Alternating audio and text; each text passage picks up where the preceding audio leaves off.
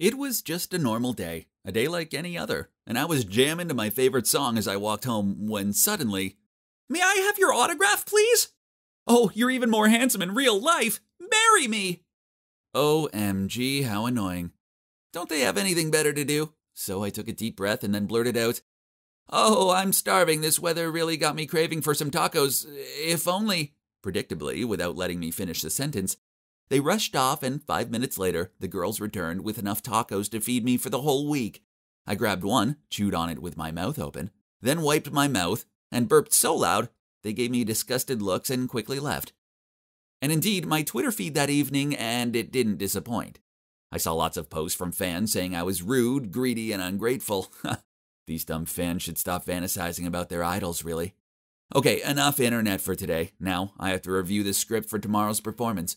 I'm passionate about magic and participate in all the big-name shows in this city and beyond. Every day involves vigorous research into new tricks. Clearly, it's paid off. Hi, I'm Ashton, and my latest magic show was hugely successful. But alas, this isn't me. This is me. And that guy's Jasper, my identical twin brother. And that cute girl is Miranda. She's our schoolmate, but also our assistant. She's the real wind of change to our shows, as well as being the most adorable girl I've ever seen. But I've never had the courage to tell her that. We did a great job today, especially you, Ashton. The script was incredible, and the audience adored it. I don't know how I can ever thank you guys enough. I've learned so much, and I'm having lots of fun working with you both. This was my opportunity to tell Miranda how I feel. I opened my mouth to speak, but then a smiling Jasper came up alongside her, touched her shoulder, and said, "And you too, sweetie. You're so talented and charming, the audience thinks you're amazing, as do I." Miranda smiled back, and then they both started chatting and walking away, leaving me behind. To be honest, we might have been identical in looks, but our personalities were polar opposites. My brother thrives off attention, while I'm kind of shy. When we were little kids, everyone preferred Jasper over me.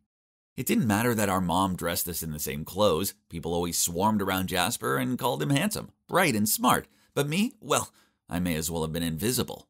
Now, don't get me wrong, I don't hate my brother, but I'm fed up with always being a shadow next to him. See? Even these trophies have Jasper's name on them, not mine. "Hey, Ashton, I got this for you a few days ago, but I forgot. Have fun." I smiled wryly and mumbled back, "Thank you," but honestly, inside I felt terrible. I was the mastermind behind our performances, not him. I wrote the scripts, created the tricks, and even designed our costumes. But why did he get all the glory out of it, and even became an internet sensation while no one took me seriously? Oh, I forgot to tell you. The fans yesterday were Jasper's, not mine. I'm always being mistaken for him. So yesterday I decided to have some fun and play a small trick on him. It was funny because Jasper was completely bewildered about where this scandal had come from. Ha! Again, Jasper's fans thought my account was his private one, so they bombarded me with messages full of tasteless nonsense. "Jasper, I love you so much. Jasper, I'll sue you for stealing my heart.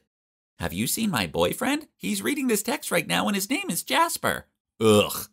I was about to turn off the phone and go back to bed when suddenly I spotted Jasper commenting on Miranda's new post, and they just kept replying back and forth. Ugh, these fangirls already made me feel so sick. They see a charming-ish, good-looking guy, and they act like a magpie who spotted a shiny thing. And now even Miranda seems to be smitten with him. Okay, fine. I'll show you how manly or handsome and flashy Jasper is. No, your eyes aren't deceiving you. It's still me. But I'm wearing my bro's clothes and have styled my hair just like his. Now, let's have some fun. First off, our Jasper needs some makeup. Now let's look the part. As planned, it wasn't long before people started recognizing me and started videoing. So I deliberately gave a horrified yelp and ran away. As expected, those videos were soon passed around on social media, and the comments were coming non-stop. Hey, some YouTubers even made reaction videos to that. Oh man, this is so hilarious. I was laughing so much my stomach ached. Suddenly, Jasper stormed into my room. He didn't even knock, and he looked all serious. "Hey, what's this?" Our class was gonna have a costume party, remember? And I decided to go disguised as a girl. "Okay, but why wear my clothes and style your hair like mine?" Chill out, bro. I must have grabbed yours by accident. We used to wear the same things all the time when we were younger anyway. Don't be so touchy. As for the hair, I was just trying something new. He gave me a suspicious look, sighed, then he left. The next day, I thought the whole school would be bad-mouthing Jasper about the videos. But to the contrary. The fangirls even considered it cute and inspiring, as he's breaking gender norms. I'm speechless. Whatever. Their reactions didn't matter. The only important thing was what my muse Miranda thought about all this. Nice dress, can I borrow it sometime? Oh, that was the preparation for the upcoming costume party, LOL. Ooh, no, I mean, it's cute though. Gosh, my plan's now officially a massive fail. I stayed there watching them for a bit, and she just kept on playing with her hair as she gave my brother these gooey-eyed looks. Ugh. Then, to annoy me even further, right in that afternoon, Mr. Wainwright, our principal, came into class, stopped in front of Jasper's desk, and asked him, "Jasper, will you please do me the honor of performing on behalf of the school at the town hall launch event next week?" Jasper immediately accepted the invitation, and the principal thanked him, then left. What about me? He didn't so much as look my way. You know, I'm the one who creates the content and everything. Jasper's just the one who acts following my script. This is so frustrating. All this unfairness wouldn't have happened if I didn't have glossophobia. Yeah, public speaking scares me out of my wits.